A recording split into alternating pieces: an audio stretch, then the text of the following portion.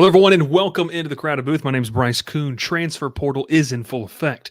Will Manis, Ralph Larry, and myself are going to talk about it on tonight's episode of the Crowded Booth. Pile in here and make yourself feel at home. The Crowded Booth is coming on.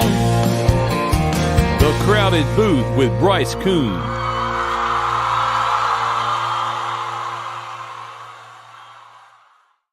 We welcome you in, everybody. Bryce Kuhn, Ralph Leary, Will Manis. Guys, welcome in. Happy Thursday evening. No college football game tonight. That's kind of sad. There's not really an NFL one either. Lowest scoring game in history probably tonight. What? Well, Will, Ralph, you didn't get this. Will told me to take a bet. I didn't take it. But what was it? I didn't either. It was the same game parlay, both defenses to score tonight. How's it look? I have no idea. I think the game started like 10 minutes ago, so who knows? And who cares? Good evening. Honestly. Welcome to everyone. Ralph, how was your day? How'd you do driving? It's been pretty easy the last 2 days. He ran over 5 squirrels. He clipped a lady on a scooter. What's your stats? Give us your stats, Ralph. Comment of the day. Comment of the day. Yes. Aaron, hit us with the Discord. I hit Aaron, a hit us with the Discord.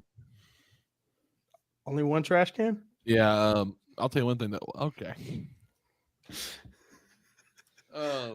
I was in a neighborhood today, and me and my helper today were delivering 2 houses across the street. I was across the street. He was one next to the truck, and we hear this loud bang, and I look over to my left, and I just see the post office driver who has just destroyed someone's trash can as he tried to get to the mailbox. The mailbox is blocked, and that trash can was obliterated. And I just sat there and I just kind of looked at him. I was like, "Really?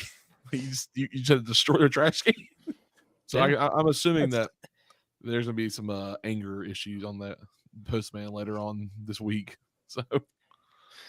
Smart word choice there with helper right there. Way to be careful about it. Yeah. You call him jumper. That's what they call him. What? Huh? What? That's what FedEx calls their helpers. They're called jumpers. Well, if we're trying to get the UPS sponsorship, don't be bringing other delivery services in here, okay? All right. Hey, look, transfer portal time. And it is a transfer portal madness that released on Monday. I talked a little bit about it from the Georgia Tech perspective, guys. We've been texting all back and forth about it, as Will takes Will, what is that? What brand of vodka do you have in that cup? Columbus Waterworks. Columbus Waterworks. Well, it might as well be. It's from the Chattahoochee, that's for sure. Guys, transfer portal's been crazy. What are kind of your we're going to get into different positions, quarterback, A&M, Vanderbilt getting rated, different things, different storylines. I'll start with you, Will. What's kind of like your biggest takeaway 3 days into the portal officially being open, or I should say 4 days now? One word, which is not really innovative, smart, whatever word you want to do it, exciting. It's just wild. It's just wild. I mean, you've got guys that have been established starters at places for 2 or 3 years, and they're jumping in the portal. I mean, it's the wild, wild west. We've been talking about it ever since the NCAA was like, yeah, you can, or the Supreme Court told the NCAA, you got to let them have these NIL deals. And it's been nuts. I mean, the amount of names and the amount of players coming in and out of programs is just, it's insane. And it's gotten bigger every year in the couple of years of the transfer portal. And it'll keep getting bigger until some type of rule changes. Yeah, I think you hit the rule changes currently right now. You have the one-time free transfer, and then you get to transfer again if you're a grad transfer. I saw a tweet today that said, if your coach leaves. Or if your coach leaves, and you have to enter within 30 days. That's something too. Or the portal opens, like when A&M fired Jimbo, and Tech fans know this too. I mean, they watched when Jeff Collins got let go. There was a 30-period window where players could enter the portal early.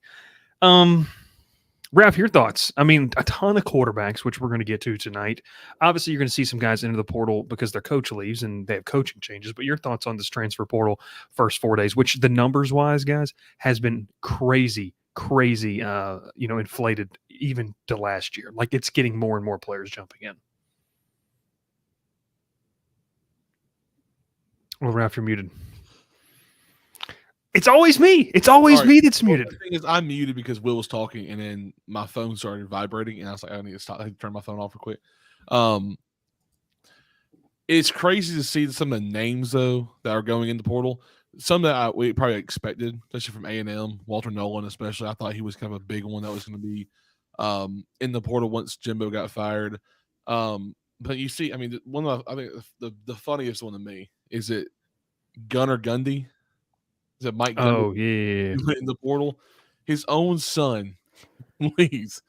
But, you're right. You go back to, Vanderbilt. Vanderbilt's just getting raided. It's true. And other people are saying that A&M is probably getting off the worst. Well, not really, because A&M can reload next year in the class and portal when Mike Elko takes over, and they show how good they can be with Mike Elko. So, it's funny to see some of these guys going in. You're like, wow, weren't they just somewhere else last year, or weren't they supposed to be the number one guy next year? And so it's just kind of funny. I just updated it on my computer here a few minutes ago, and I saw some more names that went through. So I was like, wow, this is. I think Xavier Sorey, Georgia, hit the portal today. Big one. That's a good one. I've got a better one than Gunnar Gundy for you. Go ahead. And his name has disappeared. Where'd it go? Alan Herron from just up the road from me and Ralph at Shorter. Might be playing Power 5 football next year. Offensive tackle. That's the second straight year that Shorter has put a guy on a Power 5 team. Kyle Morlock. Kyle Morlock. Coach? I don't know. I might be finally crystal ball to Shorter here pretty soon, so I'll leave it at that. Trying to get those crystal ball numbers up. Alan Herron. He got an offer from Auburn about a week ago. So this dude's going from Shorter to the Power 5 to the SEC. That was he's got a number of Power 5 offers. It's not just Auburn. Who's the quarterback that was either a D2 or he might have been SCS.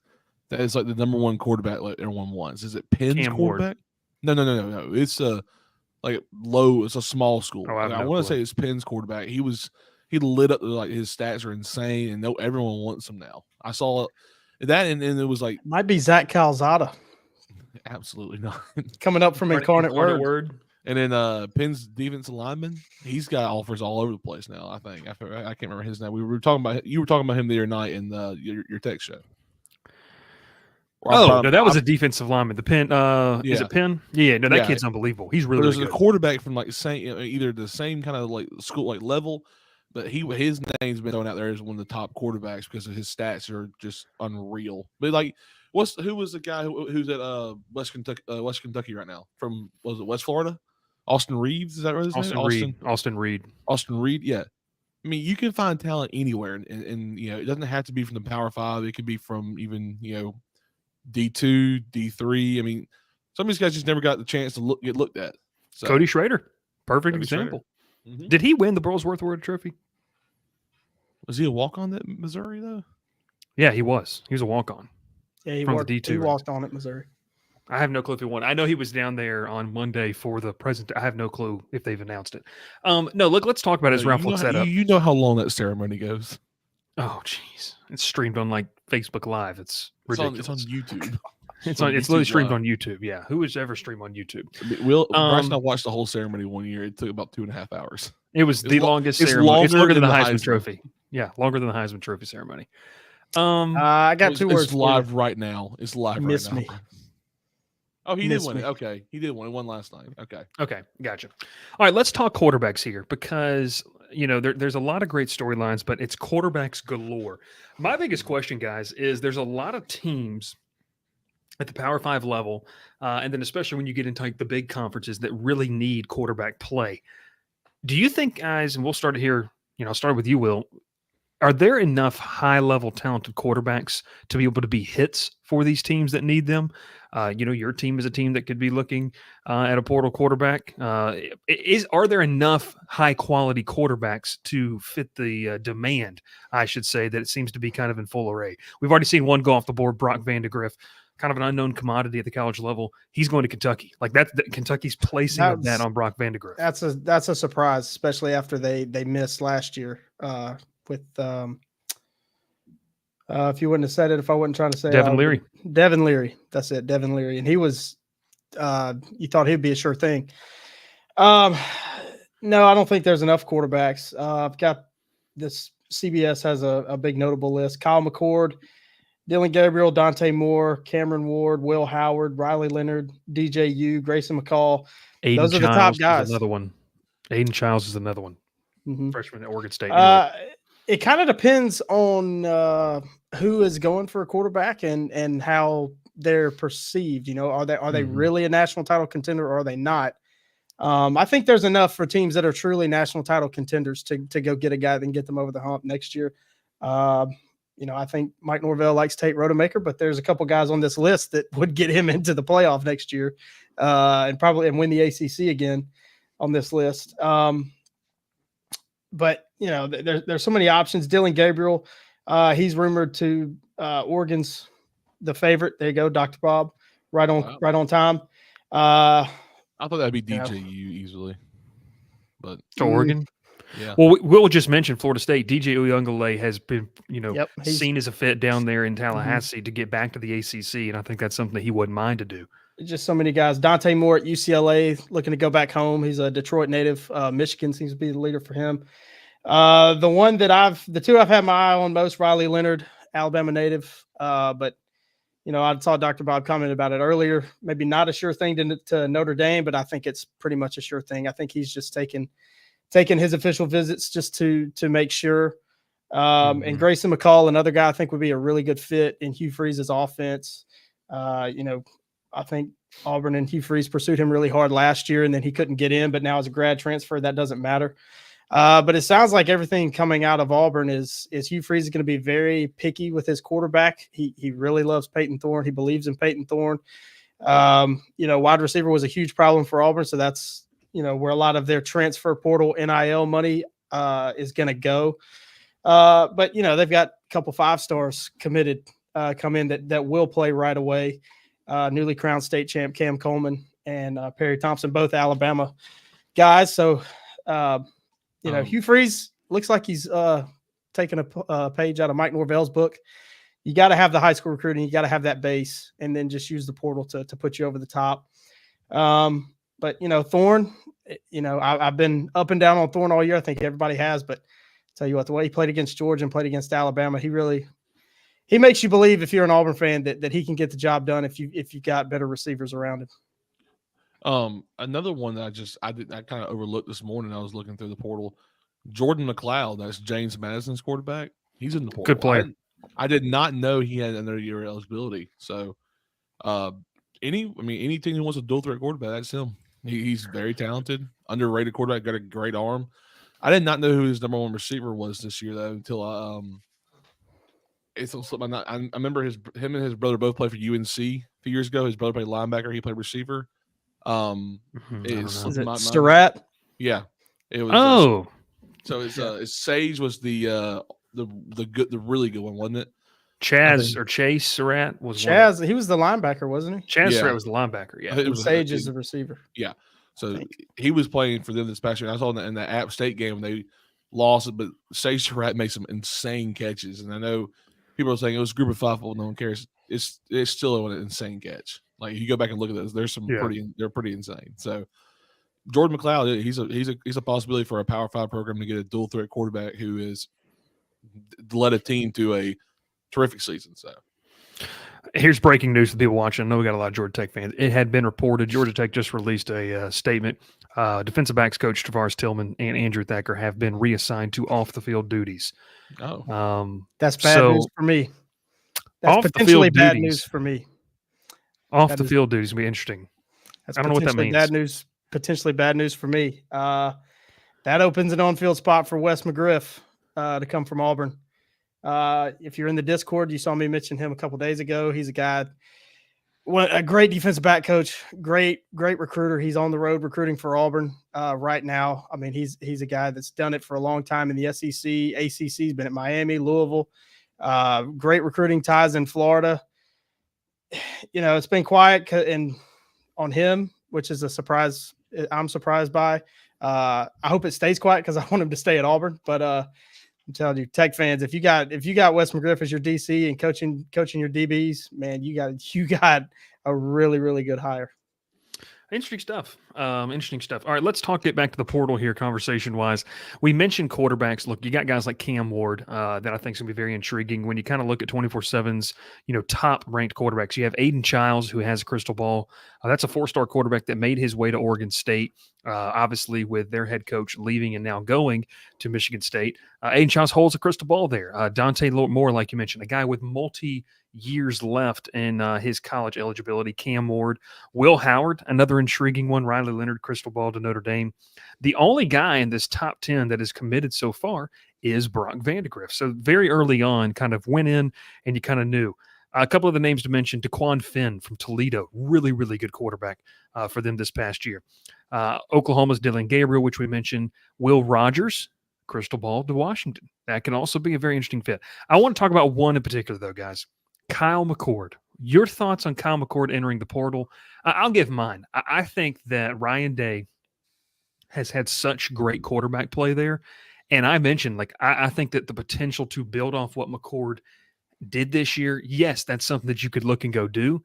But honestly, you're such in a win now mode at Ohio State, and the pressure is on after losing to Michigan 3 straight years in a row. If you can upgrade the position, I think this is one of those exit meetings that really just kind of occurred and said, hey, we got to go get better. And McCord kind of saw the writing on the wall. Your thoughts, Will? Yeah, no doubt. Kyle McCord, I think he's a really good quarterback. Tons of potential. I don't really think he's a fit in that spread scheme. You talk about how just the great quarterback play they've had. All those guys, biggest thing they have in common, they're all mobile. And Kyle McCord, he's a bit more of a statue back there. Doesn't run a ton. So, I just don't really think he was a scheme fit for them. And there's a lot of guys on this list that would be an upgrade. Cam Ward, no doubt. Dylan Gabriel, I think, would fit really well in that offense. So, Ryan Day, he's going to push the buttons and try to get it done. And you look at that Michigan defense, how good they are. You need an X factor at the quarterback position, a guy that can tuck it down and make something out of nothing. And unfortunately for Kyle McCord, I don't think he's that guy, just not that profile of player. Ralph, your thoughts on McCord and kind of where Ohio State goes? I mean, look, they're going to have the kid from Langston Hughes, Aaron Nolan, that's going to be being a freshman this year. They've got some options there. There was the early rumors that Malik Murphy at Texas with Quinn Ewers wanting to stay there. Well, Murphy might be interested. Do you think, Ralph, in your opinion, Ohio State does go into the portal to get a quarterback, or do they trust what they have in their own room?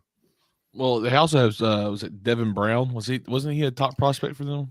He's been, from what I understand, Will, you can correct me, he's been injured the whole year. I don't think he's really been able to play. He had a couple weird packages, and he wears a weird number. He wears 90 something or 30, something 33. Stupid like that. Yeah. I freak out about stuff like that. But your thoughts? Well, yeah, I mean, if Kyle McCord was leaving, he knows that he's done. He's not the guy next year because it was a very underwhelming year for him. Obviously, he had the stats, were good, but you're also having the best receiver in the league, and you have a lot of great products around you. You can do a lot. Any quarterback can sit back there and throw those guys. Mm-hmm. I mean, CJ Stroud was able to do more because he was just a little bit. He was better. He had better receivers also, and he got his team further. I just don't think Kyle McCord. I don't think he'll ever beat Michigan if he stayed. I don't think he'll ever get into the playoff. I think Ryan Day knew that. So Ryan Day kind of moved him out and said, "Look, you're not the guy anymore." So I don't think he was only going to play in the bowl game, or he wasn't going to play the rest of the year. So, Kyle McCord, I don't know where he'll land at though. That's the big question. Obviously, does he go smaller? Does he go, does he try to go to another Power 5 and be their guy? I just don't know. If you can't be the guy at Ohio State, there's not many places that are going to want you. Well, a lot of people said too, I saw a lot of the instant reaction because this was the portal opened on Monday morning, and McCord was I don't know. McCord was one of the first names to enter, not the first big name, one of literally the first names to kind of hit the portal waves. That for me was kind of surprising because a lot of people said, like, well, if he's running away from competition, no, I legitimately think this is a situation where they said we have to upgrade. Like, I think McCord's going to get a shot somewhere else. I just don't think, and I think Ohio State saw this year in that offensive coaching staff, they can't wait to develop anybody. Like, because of the pressure that's on Ryan Day and that staff to go win the Big Ten. Now you add in Oregon, Washington, USC, UCLA. Yeah, it's not going to get any easier for you. So, yeah, you couldn't already beat Michigan 3 years in a row, and you had not only you had a quarterback in C.J. Stroud that's probably going to win. He'll win Rookie of the Year, and he's probably going to get some MVP votes too with the way he's been playing. I mean, he's been playing lights out. So, get to a couple comments here. Dr. Bob says saw McCord's arm live. Big arm was able to complete some passes downfield, just not mobile enough, and that's kind of what Will was talking to. Aaron Holland, he's a member. We appreciate you being a member of the show. McCord to Oklahoma. It's Jackson Arnold time there, ladies and gentlemen. Yes. Jackson Arnold time. That's what they want. Ken Hendricks. Ken, guys, did you see the tweet that our good friend Josh Brown put out? Did you see it? Okay. Well, I think there's a podcast. They're teasing that there might be a podcast that might be up on the airwaves once again. So, Ken, you just got to let us know in the comments. Baseball season coming back. Let's get it going. It is. Pro Plug Walker says, interested to see where Ryan Leonard ends up. That's another one. You know, guys, Notre Dame kind of holds that. Todd Bailey says DJ to FSU. Yeah, Todd, that's something we were, just talking about. Like, you look at Uyunglele and what he brings to the table. Guys, I think that what we saw this year was there's more issues inside Clemson's program than maybe there were just with DJ Uyunglele. Let's talk about that for a second. Ralph, you go first with this. I think DJU should be a hot commodity for a team in a win-now mode. Maybe they've got some younger quarterbacks, and to me, that sounds like the perfect situation for a Florida State that feels like they can be built to compete next year once again, especially in a conference that's not the SEC or the Big Ten. Yeah, we saw him transfer like this past year, and he lit it up. I mean, I thought he had his best year this year, honestly. Oregon State obviously didn't play the same competition he was playing in the ACC. I thought the Pac-12 was great this year. But Oregon State was a little more well-rounded than Clemson was when he was there. I think Clemson was kind of, we saw what he was doing. Clemson wasn't what they expected. I don't think anyone expected that really out of him. Mm-hmm. I'm sorry, there's like cops outside my apartment right now. Don't see you just opened the door to comments from Jonesy. All right. It doesn't matter. But if he goes back to the ACC, I mean, I think he's developed well. I think he's really truly gotten better. I think he's prepared to play at a bigger school again. He wants to play again in the playoffs. He wants to get there. I think he can lead a team like Florida State who can recruit well and help him out. So Zach said bro's getting swatted. Hopefully not. Zach also says everyone blamed DJ when it really wasn't his fault. I think that DJ had some development things, but we saw it, Will. I mean, your thoughts on it, and you kind of mentioned, be great competition for Rodemaker. I mean, you don't think you have a set name to take over that offense for Florida State, and they're still going to be good next year. Are they going to be 13-0 good? I don't know, but they're still going to be very, very good. Yeah, DJ, his last year at Clemson was probably his best year, completed 62% of his passes, 22 touchdowns, 7 picks. Now this year, compared to this year, 57% completion. His yards per attempt went up from 6.8 to 8.4, 21 touchdowns, 7 picks. So that's who he is, I think. You get 2 seasons of that, 2 totally different systems. I think the wide receiver talent was a step down than he had 2 years ago at Clemson. So I think that plays a factor in that completion percentage especially. So you're getting a guy who's a really good quarterback. He's done it at 2 Power 5 schools. I think that Oregon State offensive system was a better fit for him than Clemson's. And be interesting to see how he fits at FSU, but he's definitely a guy that can be a difference maker and get you over the hump if you need a quarterback. Yeah, we have a bunch of conversation about Jeff Sims happening in the comments. Sims is one of those guys that enters the portal. I saw that from Nebraska. Jeff Sims to Liberty. With his skill set, I think Jeff needs a fresh start. We'll go. Yeah, Zach says Jeff Sims to Auburn. I don't think that would be a wide receiver. I mean, no. I mean, Jeff Sims is essentially Robbie Ashford. Like, I think we can agree with that with his ability to run. Ken Hendricks goes, "What if Will Rogers went to Penn State? Penn State has Drew Aller. I don't think they'd be. I I don't know. Drew Aller's a great quarterback. I think you got to let him develop. He's the guy. I'm very interested to see what Penn State does. Hiring, I'm going to butcher his name, Kotelnicki. Is that how you say it? From Kansas, the OC from Kansas, running kind of a yes, that goofy pistol, a lot of option concepts in it. How they run that, because Aller's a guy we haven't seen run a ton. I think he's got some running ability, but it's going to be a total philosophy change. You would think. We thought that with Garrett Riley going to Clemson, but then Dabo said, no, he's going to call the plays for Clemson's offense. And how'd that work out, Dabo? Yeah, 8-4, or 7-5, something like that. Let's talk a couple of the names here, and we can just kind of go with, look, quarterback position is something that people always want to talk about quarterbacks in the portal. And I said this on Sunday's show, Ralph, when we were talking, or whenever we did Monday night show, I guess it was the Georgia Tech show, where look, you can go in the portal and you feel like I'm going to have a good chance to go get a quarterback. The positions that it's really hard to build through the portal, to me, is the defensive line and the offensive line. Because one, if you're a good one, you're not entering the portal most often. And if you are a good one, you're into the portals because you had a coaching change. Look at all what A&M's front seven has entered. It's hard to find, and Will, look, you're the bearer of this with your Auburn fandom here. It's hard to find good players to the portal. You often have to have, you look at the elite teams in college football, Georgia, Alabama, Michigan, like those three teams right there. And I even go LSU, because LSU is a finalist for the Joe Moore Award. A lot of homegrown talent that you're able to develop and recruit out of the high school ranks. So we'll start with you on this. What is a position that you're kind of excited to see in the portal where some of these guys go? I think, or what's a position that's kind of hard to build through the portal? How do you attack it when you look at this portal? Because I think it's offensive line and defensive line for me.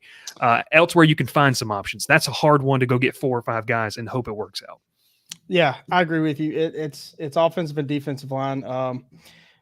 I've got Auburn's transfer portal tracker pulled up now. A couple guys that came in from the portal last year already leaving. Steven Sings, Jack, linebacker / edge, came over from Liberty with Hugh Freeze last year. He's already out. He didn't play much.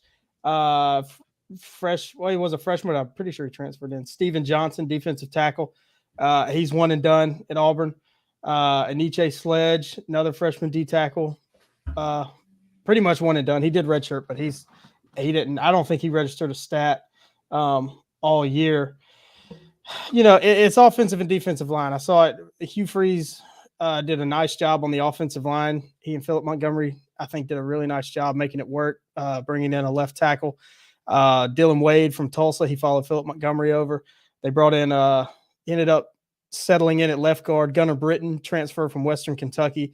They brought in a Xavier Miller, who played a lot of games at right tackle, started a few at right tackle. He was a transfer. So I would say defensive line is the toughest. Just looking, I've seen there's been a lot of movement in and out from Auburn and elsewhere. Jeffrey Imba, another guy, Brian Harsin recruited Auburn. He left Auburn, went to Purdue this year, and I think played in only 4 games. No impact at all. So for me, it's defensive line, because you really don't know what you're getting until you go out there and have guys hit each other. Ralph, your thoughts on this? Your hardest position to look at in the portal. Ralph, Will went with defensive line. I said the lines of scrimmage. You can stick there as well, but your thoughts? Yeah, I'm going to go offensive line. I played offensive line in high school. I grew up playing offensive line. It's just it's hard to get 4 to 5 guys to mesh. It truly is. If you're a team that needs a full, restock on offensive line, it's hard to go to the portal and get 5 guys who are going to work together. You're not going to have you may have, what you really want to do for offensive line is just find 1, maybe 2 guys at most. And it's got to be someone you can trust and put in like a veteran guy. You can't have some young freshman coming in and transferring from a school that he didn't get to play his freshman year, so he's transferring out because he wants to. You need a senior who's a grad transfer because maybe his coach left or he wants to go play a different conference in the season. You want one of those guys. I always think back. He didn't play offensive line, but I always think back to the linebacker from UAB that went to Georgia. Is it Jake Gannis? Jake Gannis, yeah. He was one of the best transfers I've ever watched. When UAB shut their program down and he transferred to Georgia, he was a leader. Everyone trusted him. Everyone believed in him, and he led Georgia that defense that year. He was a great transfer. That's one of the best ones to think about because he was in a situation where he couldn't control anything. It had a lot of emotion behind it, and he went to Georgia, did a great job. In finding offensive line, you need to find those kind of guys just like him. So it's like finding a needle in the haystack. You're not going to find that every time offensive lineman hits the portal, you're not finding that guy. Troy this past year hit on one with an Oklahoma State transfer. I can't think of his name right now. He is their starting center, and he had a terrific year. And he's the leader offensive line, and he's done a great job. So a guy, he had to fill in for Jake Andrews, who is now currently on the Patriots. So he took some big shoes and he did a great job. So yeah. I like it. I like that. I think, too, another position, and I kind of saw it up close this year, is cornerback. Cornerback is arguably, top 3 hardest position to play on the football field with the amount of one-on-one situations you're put into. LSU struggled big time with that, and they didn't hit on any of those guys. They thought they were going to have sure things on the outside with Denver Harris, a guy, and Deuce Chestnut, who was all ACC, and they missed badly. Like, it wasn't good at all, and we talked about that. So, I think if you can find a guy, and I'm looking at one right now, I don't know if you guys saw this, the safety from Clemson, Andrew Makuba, that kid is really, really good, and he entered the transfer portal. Like, that's someone, if you're looking for a veteran safety, that's a kid that's going to be playing on Sundays. Like, I need Wes McGriff and Trevon Reed calling him right now. Another one, Missouri got this commitment. Toriano Pride, St. Louis native, corner, 4-star corner from Clemson enters the portal. So, look, there's a lot of different names that when you look at this transfer portal cycle, they're not only just going to kind of intrigue you that they entered. We're going to get to a couple questions here before we kind of turn it over to the coaching carousel. But I just think the portal is really interesting in the way that you build it. I want to get a couple questions before we get to our last topic of conversation with the portal. Let's go right here. Donnie says War Eagle. We appreciate you tuning in, Donnie. War Eagle, Donnie. Todd Bailey says, where is ETN going to end up? Early front runner is Georgia. Ken Hendricks says, I'm going to disagree a little, Bryce. I think you're only viewing it from top tier teams. Isn't that the only thing that matters, Ken? No, I'm just kidding. I think mid-level teams can upgrade their lines a lot from guys not making the cut at Power 5 elites. Agreed. 100%. More. I do agree with that point. So that is true. I'm viewing it as like if you're a Colorado, like we saw what they tried to do and it didn't work. It was awful. They got to do it again. And they got to do it again. They got a really good freshman, though, coming in, Jordan Seaton. He's going to be a really, really good player. But I don't know if he's going to be. Pretty sure he has an official to Oregon this weekend. He just committed today. I know. To Oregon, right? To Oregon. To Colorado. Yes. Yeah, we'll see if they hold on to him. He has an official to Oregon this weekend. So, Todd Bailey says offensive line is the toughest portal call. Yeah, I think you kind of agreed with Ralph in that. And Jonesy says, God, I wish they would kick his door in right now. I don't know if you're talking about Ralph or what you're talking about there. All right, let's get the final question. I know you think it's funny, but I'm moving out of this apartment in a month, so I don't care. There you go. How will teams approach the portal? Let's talk about this. Like, what's the right way to approach it? I have said so many times, you have to get to a point where you not only just build your team and, from the ground up, but you have to use the portal to supplement. Your thoughts on how different teams, Will, what you got? I'm looking at CBS's live updates for the transfer portal. I scrolled down 12 hours ago. Tweet from some LSU writer whose name sounds familiar, but I can't. It's not clicking. Tweeting about LSU tight end Jackson McGowan entering the transfer portal. It's pretty cool when you are just scrolling a national site and your buddy's tweet pops up. Dude, miss me with that. Dude, he don't know nobody. He don't know ball. He don't know anything. All right, he just writes, okay? He knows Jackson McGowan's leaving LSU. Who is that? 4-star tight end. Good player. Really good player, actually. Obviously, he didn't play at LSU, so. Yeah, that's true. Did y'all like Malik Rutherford's ex that he was staying? I think that's one of the craziest things that we've seen, guys, throughout the portal is like now you have guys making announcements that they're staying at their own schools. If you'd have told me that 10 years ago, like what? Well, we were used to seeing like after like their junior year putting something out about the mistake. Oh yeah. But like after, yeah, I mean, but just saying like it's crazy. Yeah, it's pretty crazy. It's crazy. Del McGee gonna leave Georgia? No. I think his stock has dropped quite significantly. The portal is I don't think he could get blamed for them getting injured all the time. Their running back room was just beat up this year. No, but there's just not as much buzz around his name as there was a few years ago. And last year. Yeah, I mean, it was what it was. Michigan approached the portal perfectly this offseason. Bryce with more clout than Barrett Salee. That's amazing. Will is John Freeman's updates on there. God help us. I don't see his yet. I got to keep scrolling. Gardner Webb, defensive end, offered by Tech. Any word on him, Zach? Zach, they literally just offered him. There's nothing. I mean, like I can't. I'm in the middle of a live show. Like I don't even know how I would be able to get in that. Let's talk about this, and let's roll right here. Todd Bailey says it, and Will, I want to hand it off to you as we talk about how you should build your team. Norval's Portal King, FSU saved defensive end and number 11 from Portal today. When you look at this, Florida State's the crown jewel of building your team. I think they did it well. Credit to Mike Norvell. How would you approach it if you're a head coach, if you were in the transfer portal right now? Like Mike Norvell or any of the other elite coaches. I mean, there's two ways of doing it. You always want to model. If you want to get to where other people are, you model yourselves and model what you're doing after them. So Norvell, strong recruiting base, and then going and plucking elite talent. He's got the NIL, the financial backing. At Florida State, he's got the support. He can go do that. Nick Saban, Kirby Smart, they are elite high school recruiters. They build their team and hold on to their guys with their championship resume, pedigree, culture, all that. Norvell's still building that championship culture because, well, he should be able to use that on the recruiting trail, but 13 people decided he couldn't.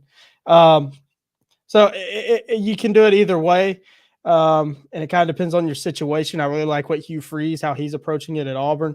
I know I'm biased in saying that, but I think obviously he is taking high school recruiting very seriously because he knows, and we've seen it all around, that you've got to have a strong core of your roster. Dion tried to pretty much only use the portal at Colorado. It hasn't worked out so far for him. Only winning 4 games probably hurts him a lot, and he's losing a lot of players because of the poor finish to their season.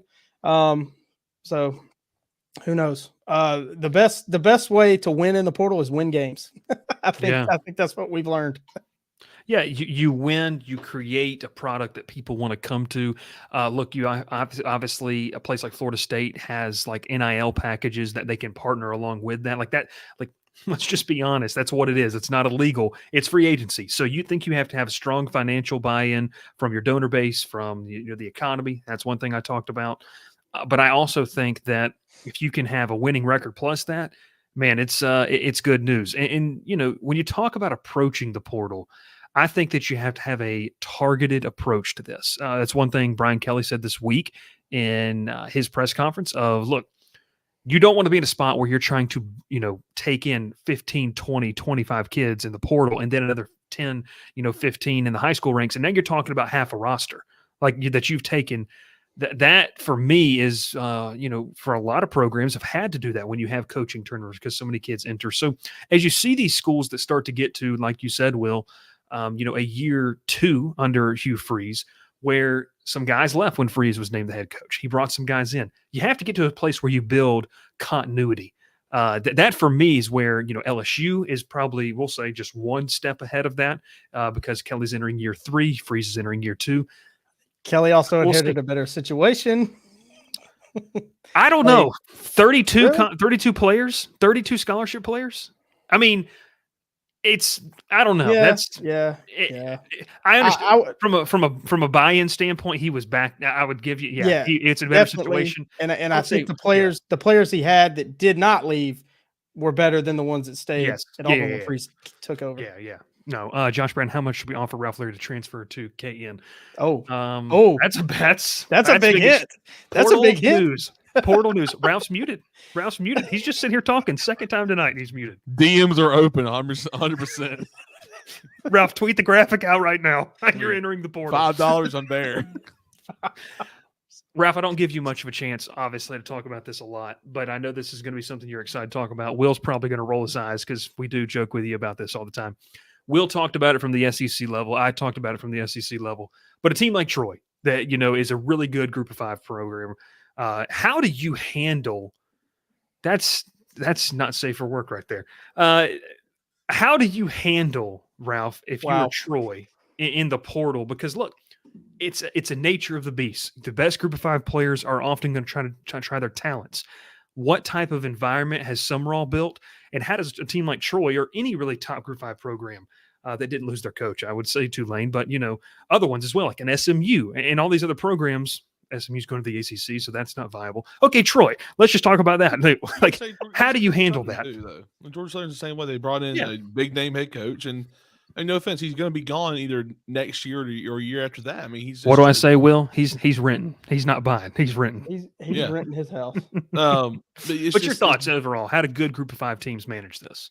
You buy into that coach. You buy into what he wants to do. I think it's what it is every year. Is buy into who your coach is. I think Summerall had an idea when he got to Troy. He set it up, and he's done exactly what he wanted to do. Plus, I think, back-to-back Sun Belt championships. He's going to a great bowl game again. He's going to play a good team. He's only lost 4 games. One on an insane Hail Mary, one to Ole Miss, one to Kansas State, and one to a 2-point loss to James Madison. I mean, he's done exceptional things in his 2-year reign. So, he keeps bringing in great guys in the portal. He goes and gets the guys that he needs. He's not going after the big names. He's not going after the guys that he brought some guys over for Kentucky. A lot of Chris Lewis. Insane receiver for Troy this past year. Transfer from Kentucky. He could have gone anywhere he wanted to go and play. He followed Summerall to Troy, and he did a great job. Now, is he going to probably leave? I would probably guess so. If he has a chance to go out and be a grad transfer, some school's going to go after and get him. He is unreal. He's got some of the best hands I've ever seen. Even with Kamani Vidal. He's the lead, or second in the country or third in the country in rushing yards this year. Had a 5-touchdown game with 230 yards in the conference championship game. It's hard to keep guys like that. Some schools are going to go after them, but they buy into Summerall. They buy into what he wants to do, and he's owned up to everything. Yeah. Right now, he's got 4 guys in the portal. All 4 didn't play this year. They're all freshmen, all young guys, and they're going to be more. 100%, there's going to be more. But I think I'll say this. I think it's interesting that you mentioned they're all 4 that didn't play. Like, I think that's pretty good for a Group of 5 program to understand, hey, let's go win here. Let's win championships here and move on. Because you see a lot of these kids that you excel at a Group of 5 school, and then you get that chance to go to the Power 5 level, and it doesn't work out. Well, then you've really kind of hurt your draft stock, where you might have been better off balling out at the Group of 5 level. And a team like Troy that's going to play at least 1 Power 5 team a year, SMU played 2 this past year, and when you get those chances, that's where I say, guys, and as we kind of wrap up this portal conversation, some kids get some really bad advice. Like, I think that's one thing we see where they get pushed into a situation that sounds good on paper, but it's also, it's just, I don't know. It's going to be very, very interesting to kind of watch. Comment of the year, Ken Hendricks. Troy, a good school, but always got that big loss to Greece on the resume. Yeah, that'll hurt them in the college football playoff for sure. All right, guys, we're going to take a quick break. When we do, Ralph, don't worry, I got it, pal. When we do, we're going to come right back. We're going to talk coaching carousel. Manny Diaz to Duke. Will says Duke's not serious about winning. Dr. Bob and Will going at it after this. Your soap is ugh, and your body wash is a synthetic detergent. But you're not a dish. You're a man. Switch to Dr. Squatch Natural Soap for Men. For men who build things. Open pickle jars on the first try. Slay dragons. And let their daughters braid their hair. Men who like to feel good and smell titillating. Dr. Squatch takes you places you never thought you'd go. Naked. All right, back here in the crowded booth, use code Bryce Coon for a discount as we get ready for the holiday season around everything you have going on. You smell good. You get a nice robe, some good candles. Ralph, I believe you have a couple of the candles. I do. I actually enjoy using those candles. Mm-hmm. Will is I've never seen someone. You keep opening the door for these comments, Ralph. Bryce is the one who threw that one out there, so I didn't realize you expanded on it. Yeah, that's true. It's hey, my apartment smells good. Get over it.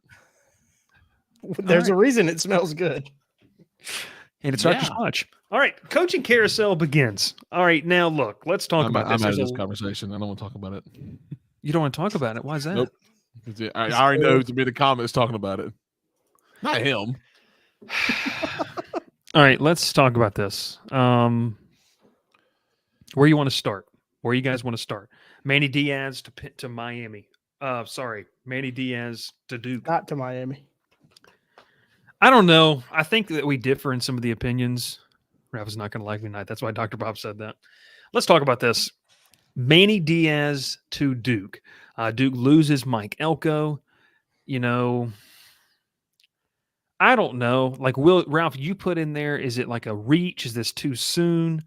I mean, you can make the argument.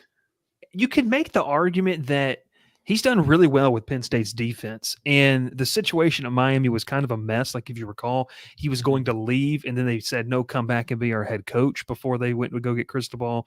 It was like a really, really weird thing. And then people started saying the money folks in Miami wanted Cristobal the entire time. So all of that to say, like, Will, we'll start with you. Like, how do you feel about Manny Diaz being the head man at Duke in that fit? Because I don't know a lot about Diaz, but Mike Elko was just such a good fit there and exactly what that program needed.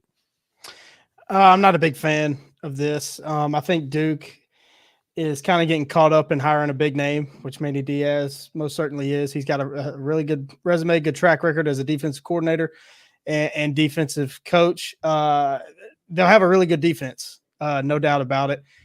His career record at Miami, 21-15, solid. 0-2 in bowl games, not so great.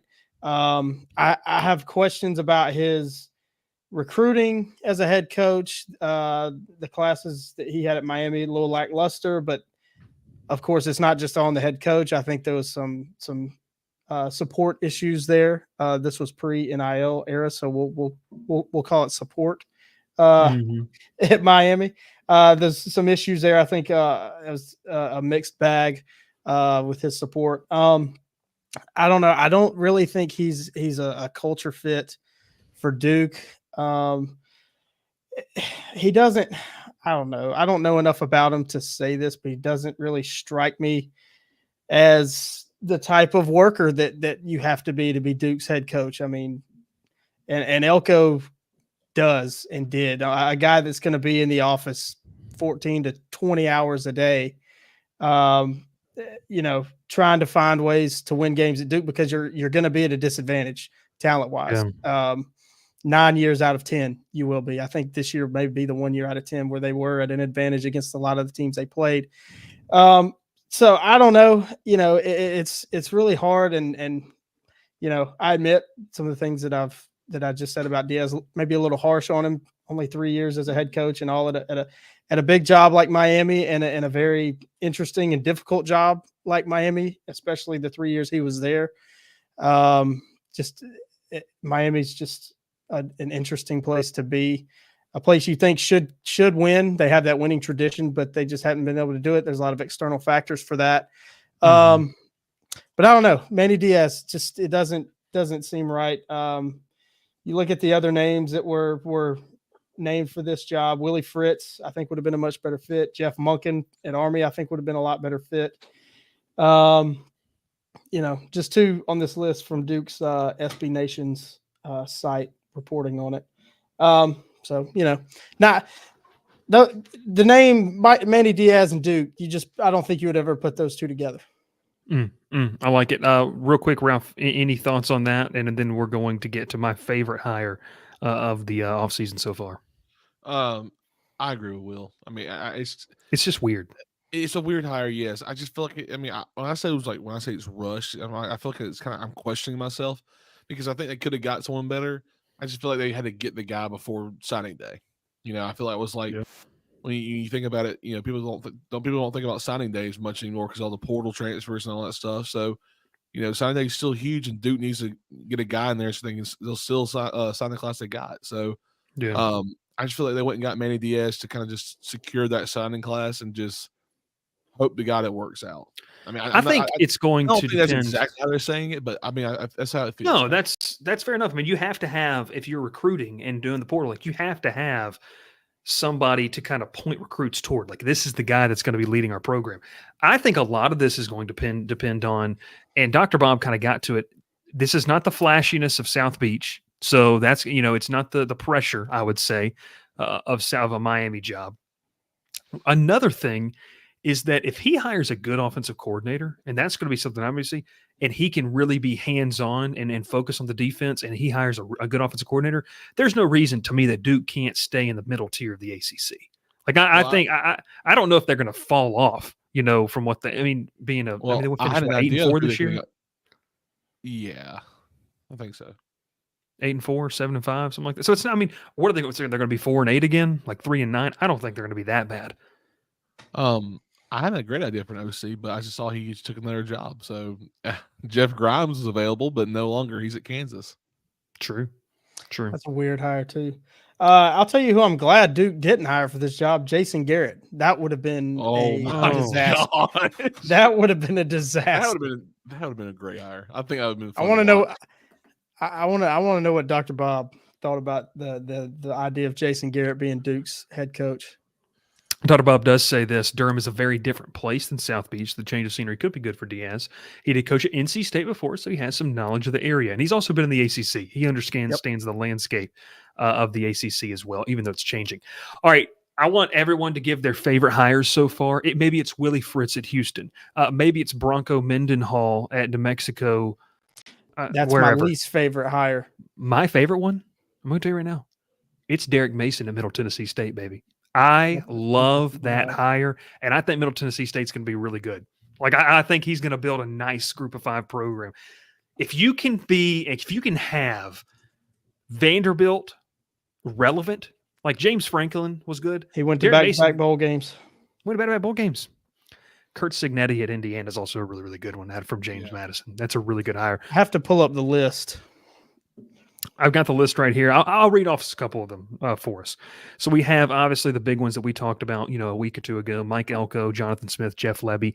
One that we really didn't talk about, guys, was David Braun, Northwestern's interim head coach. After everything that happened in July that everyone seemed to forget about, Northwestern went bowling this year, which that's like not something that you would kind of expect at Pat Fitzgerald. Another good one that I think is when you kind of take a step back and you understand it, I think Fran Brown going to Syracuse, him being a guy from up there, is a really, really good hire for them. He also brought in Elijah Robinson, the defensive line coach from Texas A&M. So that's another really, really good recruiter. That staff is going to recruit the heck out of the Northeast, and I think they're going to be pretty decent. A couple more here. Trent Bray takes over at Oregon State. Kurt Signetti, like we mentioned, James Madison's head coach, going to Indiana. Sean Lewis was a hot commodity at Kent State. Threatened Georgia last year. Yes, he was. In that Kent State-Georgia game.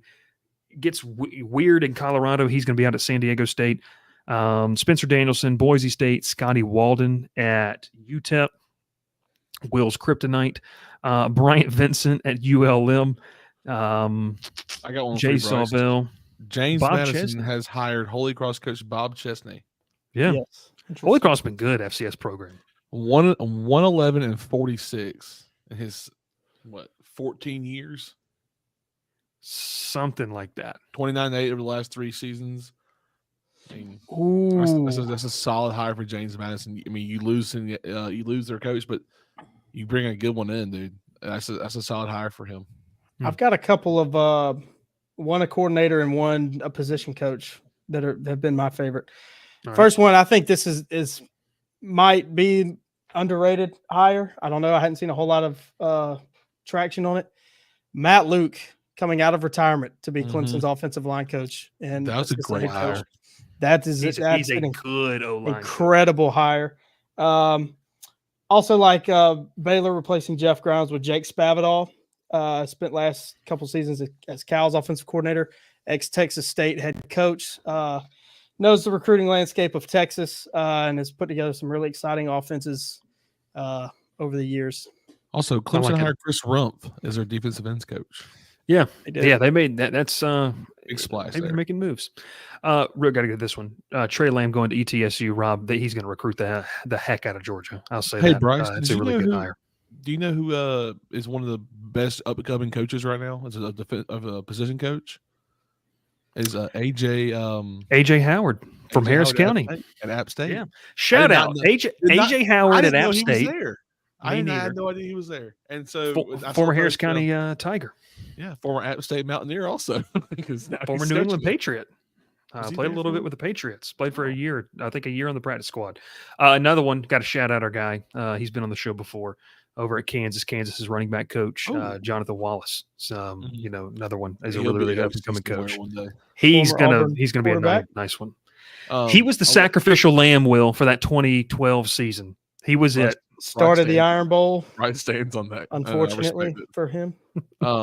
Elijah Robinson will be Fran Brown's DC at Syracuse. Yeah, I said that. Oh, did you? I'm sorry, I was reading. But I was saying, I think they're building a recruiting heavy staff. I'll ask you this as we kind of roll out here. We got 5 minutes left. If you're building, let's say Will Mannis is athletic director at Mannis Tech, okay? Mm-hmm. And you specialize in loan management at Mannis Tech. I just want to it's a banking school. If you are, Will, building a program, would you rather have, where are you going with your staff? What are some of the qualities and traits they have to have? It's easy to say, there needs to be the best staff ever. But in today's day and age, I think recruiting prowess throughout the entire staff has to be huge. So for you, what are you looking at? Recruiting, character, integrity. I mean, things that build a strong culture.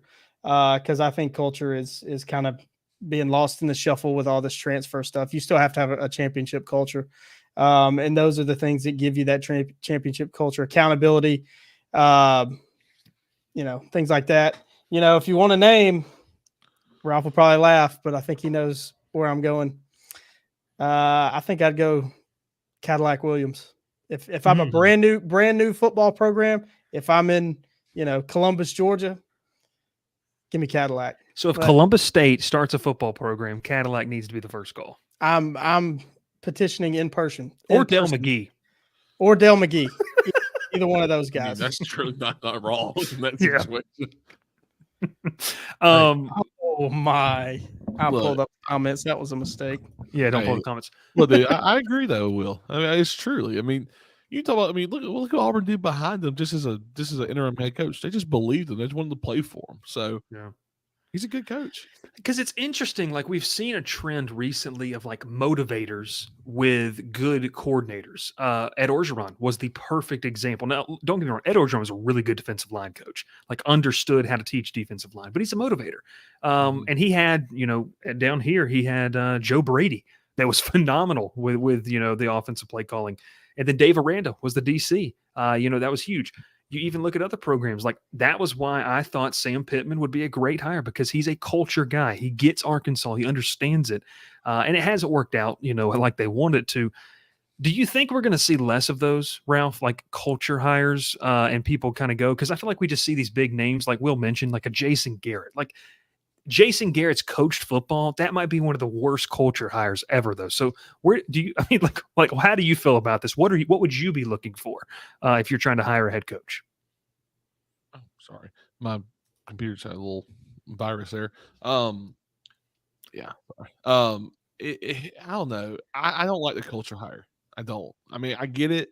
It's good for some some programs and stuff, but A&M does not need a culture hire. Teams like those, they need a guy who can win, who can develop this program back to what it used to be. I mean, the last 2 teams that Jimbo Fisher's coached, he's burned the program basically. Yeah, Florida State, they went and hired somebody, didn't work out with McGee. They went and got Mike Norvell. Obviously, people were kind of questioning it at first, but he has done a terrific job. I like what Auburn did. When Auburn got rid of Gus, they went and got Brian Harsin, a wild card coach. No one knew that was who he crazy. Was. Got the wrong guy, obviously. Got rid of him. Hired the culture guy for interim, and then went and got a great coach in Hugh Freeze, and he's going to turn the program around. So the culture hire is for an interim job, or a 1 or 2 year wait to find someone who you really want. It's just. I don't know. I don't like the idea of it at first, because some programs don't need it. Some programs, a lot of programs don't need it. I mean, some programs can win with it, but you want the guy. A&M went and got their guy. I think Mike Elko's the best option for them. Any other hire, I think, would have been bad. Elko is a guy that, Ralph, I mean, I understand what you mean when you mean the culture hire, but he's a program builder. He just wanted Duke. And that's no disrespect to Dr. Bob, but he just made Duke College game day went to Duke this year, ladies and gentlemen. Like that doesn't happen. Like we haven't seen that happen. I want to get at this comment before we kind of get it out of here. Dr. Bob says this about Brian Kelly was not a culture hire, but he knows how to win. I'm gonna tell you one thing. If you start to win, there's your culture. Like there's where the culture comes from. So look, it's a lot of different things that are really big. Dr. Bob, with the comment of the night as we round it out. I know Ralph knows, but John Summerall is interviewed at Tulane, is hoping to get the job. Will he be reunited with Shield Wood? I don't know. Or will Shield Wood head back to Atlanta? Why can't I just let us have just more than 2 years of happiness, please? Just 2 years. We had to deal with Chip Lindsey for 3 years. Can we just have 2 years of peace and quiet? Tulane's got to keep moving, man. Tulane's got to keep moving. They're playing in the high school conference now. Who cares about the American? Get them out of there. They do need to get out of the American. I want to see Tulane in the ACC. That's just my personal opinion. Can I make one comment though about it? I think it's a drop down if it goes to Tulane. If they stay in the American Conference, you're not getting. I don't think it is. Well, I mean, look, Tulane. I'm not saying Tulane's a bad program, but you're not playing better competition. I mean, yes, Tulane's in the American Conference this year. No, who are you playing in the American Conference? I'm trying to think. Memphis. I think South Florida's building. They'll be a lot better. A building, yeah. South Florida will be better. It's going to be a step up from, but it's not. The American world to play with. I get it. It's a great. The American in the next couple of years are going to be plucking programs out of the Sun Belt. Because that's what's going to happen. It's going to keep moving up. It's just going to keep because the American's going to has gotten rated by the Big 12 and the ACC with SMU going, and it's going to happen. And then the Sun Belt is what Sun Belt's going to do is Sun Belt does the greatest part of it is, we're not talking about coaching carousel anymore. That's fine. We're talking about conference realignment. But what they're going to do is the Sun Belt's going to identify the best teams in the Southeast out of the Conference USA and those teams that make the jump from the FCS. And it's just going to be the nature of the beast. Maybe Troy's one of those teams. I'll tell you this, the American in a couple of years. No. You don't think so? No, I mean, I had a conversation with someone there. UAB is in the American. Their program's not in a better spot than Troy. No, they're in the American. Are they really? I thought they were. They're in the American. Yeah. Nope. They're in the American. Ralph has been driving the brown trucks for way too long. It's been donate to the show. Join as a member now, so Ralph can stop driving trucks and Will can stop building airplanes. That's the way we could do this all the time. Jesus. I don't know. Army is coming to the American to replace SMU. Tulane is like Georgia Tech 7th. Let's get last question of the night, or last comment. Todd Bailey says a head coach has to be identified with those social media players and NIL portal with high standards and expectations. I certainly do agree. Will Manis, Ralph Lehrman, is Bryce Coon. Hey, next week we're going to be unveiling, and we'll post it on our social media channels. Yeah, I got a chill right there. I got a little cold. I almost had a seizure. I did have epilepsy as a child. We're going to be posting our show schedule. All right. Starting next week, it's going to be a little bit different and obviously not in the regular season of college football. We'll be talking bowl games.